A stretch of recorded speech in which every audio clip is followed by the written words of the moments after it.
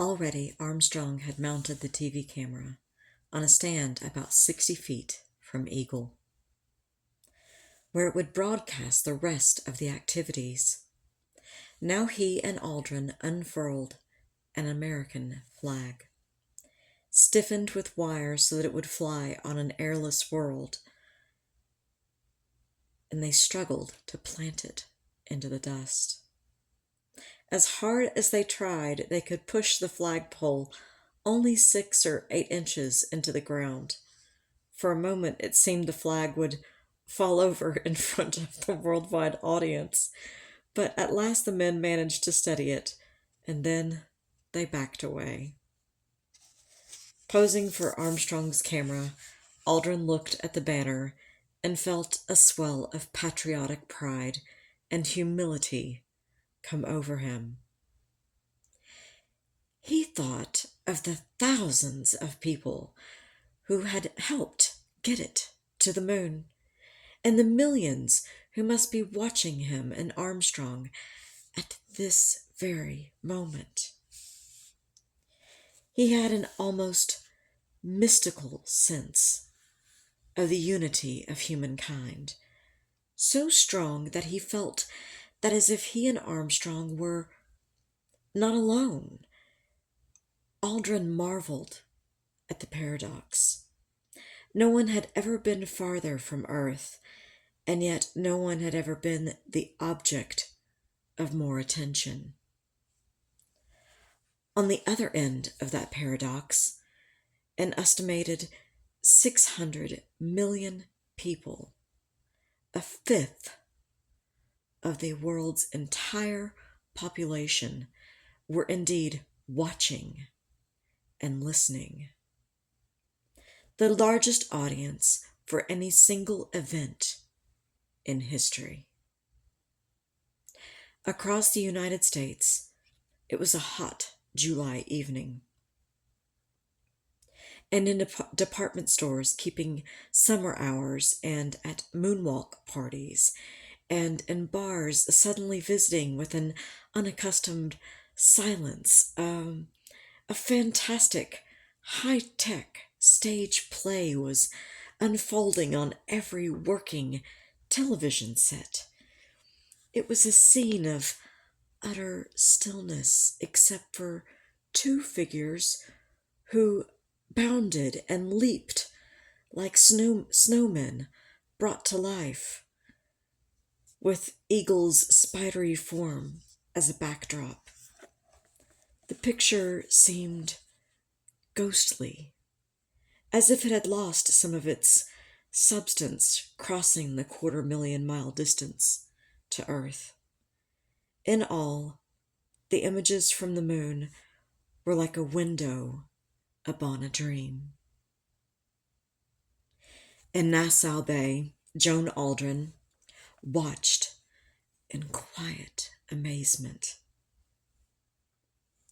Earlier, when Buzz first appeared, she kicked her feet and blew kisses at the screen. She laughed and felt ready to cry at the same time. As she watched Neil and Buzz move jerkily about, she thought of a silent movie or an old cartoon. It couldn't be real, she thought, and yet here it was. Men were walking on the moon, and one of them was her husband.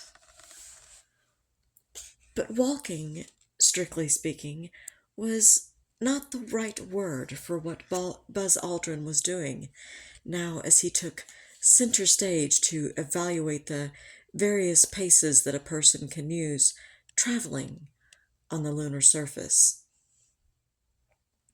Aldrin took off on a slow motion jog, heading for the TV camera. Each step launched him into space, his body suddenly a projectile on a ballistic arc, suspended in mid-stride until he landed in a spray of powder. Time slowed. He was at the top of the arc, waiting to come down. The mass of the backpack required him to anticipate changes in direction well in advance, just as Armstrong had done flying the LEM. As he ran, he kept his eyes out for 4 or 5 steps ahead, watching for rocks or small craters. Now he bounded across the moonscape on 2 feet. So-called kangaroo hop does work, but it seems that your forward mobility is not quite as good as it is in the conventional, more conventional 1 foot after the other. As he ran, he looked like a science fiction version of Edward Muybridge's turn of the century movie of the human figure in motion. Aldrin fully expected that when he was back on Earth, the engineers would use the videotape to make careful measurements of his motions. This would be used in order to aid future moonwalkers. Instead, they would be content to simply hear him tell all about it. Aldrin was in the middle of his experiments in locomotion when he heard McCandless say, "Neil and Buzz, the President of the United States is in his office now and would like to say a few words to you." Armstrong responded formally, "That would be an honor." Aldrin suddenly felt his heart pound with anticipation. He was taken by surprise. Later he would learn that Armstrong had known that the president might call, but had not mentioned it. The two men faced the TV camera and stood still. Moments later they heard Richard Nixon's voice. "Hello, Neil and Buzz. I'm talking to you by telephone from the Oval Room at the White House. And this certainly has to be the most historic telephone call ever made from the White House." Throughout the moonwalk, Aldrin had the slightly discomforting sense of being part of something bigger than himself. He noticed a kind of detachment from the event, as if he were watching it unfold before him, somehow beyond and out of his control. And it seemed especially so in these moments, standing before the flag, listening to the president. As he listened, he wondered what he might say in response. He decided he would not say anything. For one priceless moment in the whole history of man, all of the people on this earth are truly one. One in their pride in what you have done, and one in our prayers that you will return safely to earth.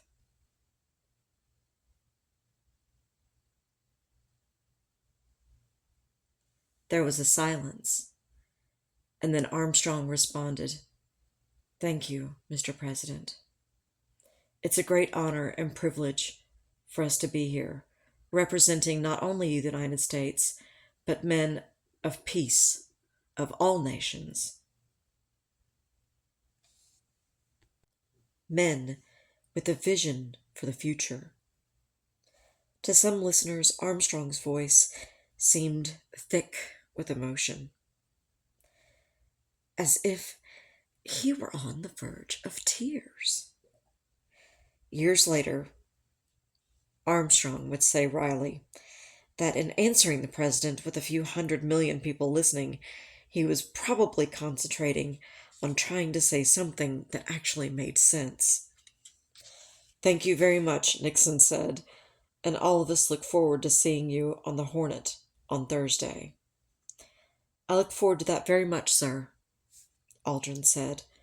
The two men raised their gloved hands in salute, then turned away from the camera, and they went back to work.